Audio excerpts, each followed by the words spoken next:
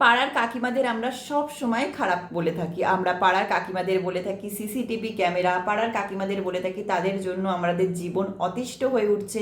আমরা কোথাও গেলে এই ড্রেস পরেছো কেন, এটা করেছো কেন, পাড়ার কাকিমাদের নিয়ে আমরা অনেক কিন্তু ভিডিও করে থাকি। কিন্তু পাড়ার কাকিমার জন্য আজকে এই মেয়েটির জীবন বেঁচে গেল। একটা 19 বছরের একটা মেয়ে, তাকে বিয়ে দিয়েছিল একটা ধন দৌলত ভালো ছেলে দেখে বিয়ে দিয়েছিল। কিন্তু ছেলের ধন দৌলতটা দেখলেই হবে না, ছেলের ঐশ্বর্য দেখলেই হবে না, ছেলের 3 তলা বাড়ি আছে, গাড়ি আছে, তাই দেখে বিয়ে দিলে কখনো হবে না।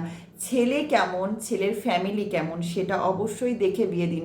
আপনারা মেয়েদের, যারা মেয়েরা লাভ ম্যারেজ করছে তাদের বলছে লাভ ম্যারেজ করা ভালো না।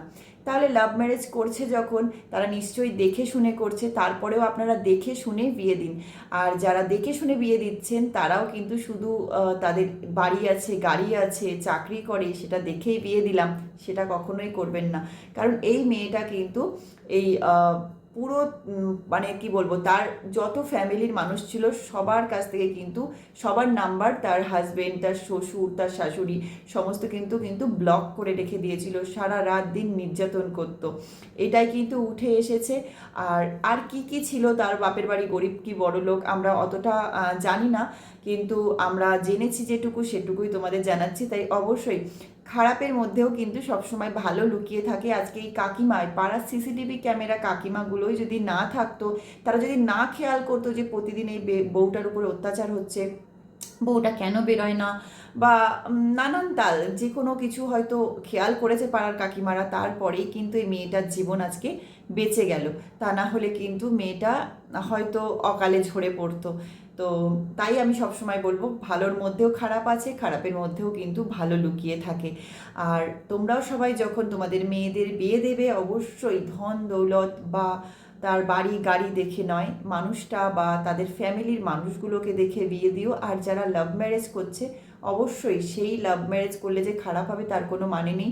তোমরা সেই লাভ ম্যারেজ করলেও তারা কি করবে, তারা অবশ্যই সেই ফ্যামিলিটাকে একবার চেক করো, তারপর বিয়ে দিও।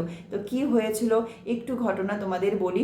যে এই যে মেয়েটি দেখতে পাচ্ছ, এই মেয়েটি কিন্তু মানে খুব মারধর করতো, এবং যত ফ্যামিলির মানুষ ছিল তার কাছে কোনোদিনও কোনো ফোন দিত না তার বাড়ির সঙ্গে কথা বলার জন্য। আর যত ফ্যামিলির মানুষ ছিল সবাইকে ব্লক করে রেখেছিল।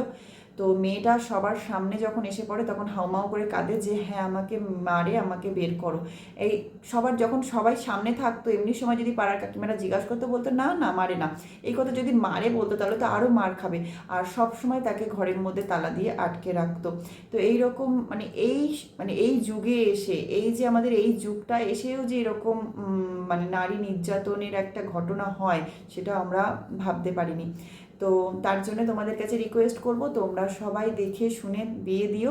আর পাড়ার কাকিমাদের যেমন ভালো আছে খারাপও আছে, খারাপের মধ্যে ভালো আছে, ভালোর মধ্যে খারাপও আছে। তাই আজকে পাড়ার কাকিমাদের জন্য বেঁচে গেছে। তাই সমস্ত পাড়ার সেই সিসিটিভি ক্যামেরা বলে যে সমস্ত ভিডিওগুলো করেছিলাম, তো সেই সমস্ত কাকিমাদের অসংখ্য ধন্যবাদ, যারা এই মেয়েটাকে জীবনটা বাঁচিয়েছো। তারা যদি সিসিটিভির মতো মানে এই বাড়ির খোঁজ ওই বাড়ি, এই বাড়ির খোঁজ না রাখতো, তাহলে মেয়েটার জীবনটা হয়তো হারিয়ে যেত। তো ধন্যবাদ পাড়ার কাকিমাদের।